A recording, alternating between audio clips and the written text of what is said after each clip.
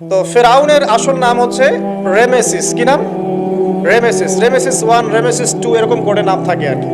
আর যে ফেরাউনের মমিটা আমরা পেয়েছি তারও একটা নাম আছে। তার নাম হচ্ছে, আমি এনসাইক্লোপিডিয়া ব্রিটানিকা থেকে এটা পেয়েছি, তার নাম হচ্ছে মনেপ্তাহ।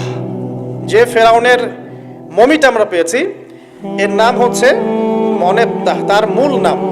তাকে রেমেসিস বলা হতো, আর তার টাইটেল হচ্ছে ফেরো বা ফেরাউন। ঠিক আছে? এখন এই ফেরাউনদের সময় ইউসুফ আলাইহিস সালামের রেখে যাওয়া সেই যে বনু ইসরাইল, এরা আর উন্নত জীবনযাপন করতে পারলো না। তারা দাসত্বের শৃঙ্খলা আবদ্ধ হলো, তাদের উপর জুলুম নির্যাতন শুরু হতে লাগলো। এক পর্যায়ে ফেরাউন তাদেরকে ডিভাইড অ্যান্ড রুলের মতো করে সমাজে নিপীড়িত করতে লাগলো। আর ফেরাউনের অনেক পাপ ছিল, যে পাপটা আমরা আসলে অল্প কথায় ব্যাখ্যা করতে পারবো না। এক কথায়, সে নিজেকে আল্লাহ দাবি করেছিল। তারপরে সে সমাজের মধ্যে শিরকের প্রচলন ঘটাতো। সে কন্যা সন্তানদেরকে জীবিত রাখতো, পুত্র সন্তানদেরকে হত্যা করে ফেলত। সে সমাজের মানুষদেরকে বিভক্ত করত, দুর্বলের উপর সবলের অত্যাচার চালাতো। এবং তার একটা অহংকার ছিল, সেটা হচ্ছে সেনাবাহিনীর অহংকার।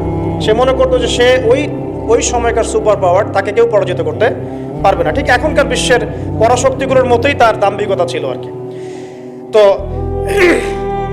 একটা কথা বলে নেই, এই ফেরাউন এবং মূসা আলাইহিস সালাম, এই ফেরাউন যখন বনু ইসরাইলকে নির্যাতন করতে লাগলো, তখন আল্লাহ পাক একজন নবী পাঠালেন, তার নাম কি? মূসা আলাইহিস সালাম।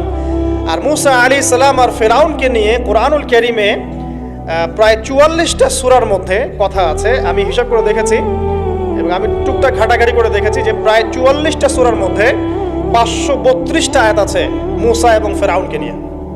কথা বুঝতে পারছেন? 532টা। কোরআনের টোটাল আয়াত কত? একদম ভুল উত্তর, 6236। 6000 কত? 236। মতবিরোধ আছে, তবে 6236টা আয়াতের পক্ষে শক্ত দলিল আছে। তো এটাকে পার্সেন্টেজ দিয়ে করবেন, যারা ম্যাথামেটিক্স পারেন তারা তো খুব সহজেই পারবেন। তো পার্সেন্টেজ করলে দেখবেন যে 8.53% আয়াত মূসা এবং ফেরাউনকে নিয়ে। 100%-এর মধ্যে প্রায় 8.5 বা 9% আয়াত কাকে নিয়ে? মূসা এবং ফেরাউনকে নিয়ে। এমনি এমনি তো আল্লাহ পাক এই কাজটা করবেন না, নিঃসন্দেহে। এর মধ্যে একটা শিক্ষা বা মেসেজ আছে, সেটা হলো আমাদের জন্য, উম্মতে মুহাম্মাদির জন্য যেই সব জাতির মধ্যে সবচেয়ে বেশি শিক্ষা আছে, তার মধ্যে সবচেয়ে ইম্পর্টেন্ট হচ্ছে মূসা এবং ফেরাউনের সময়। মূসা এবং ফেরাউন, এই ঘটনার মধ্যে যে শিক্ষাগুলো আছে, এটা আমাদের জন্য সবচেয়ে বেশি ইম্পর্টেন্ট। এই জন্য এত বেশি আয়াত নাজিল করা হয়েছে। কোরআনে যে কোনো সূরা খুলবেন দেখবেন মূসা আর ফেরাউন, মূসা আর ফেরাউন। কি কারণ? এমনি এমনি? নিঃসন্দেহে শেষ জামানে আমরা যারা বাস করব, তাদের জন্য এই ঘটনার মধ্যে বিশাল কিছু শিক্ষা আছে। শিক্ষাগুলো আমরা ইনশাআল্লাহ আজকে জানবো।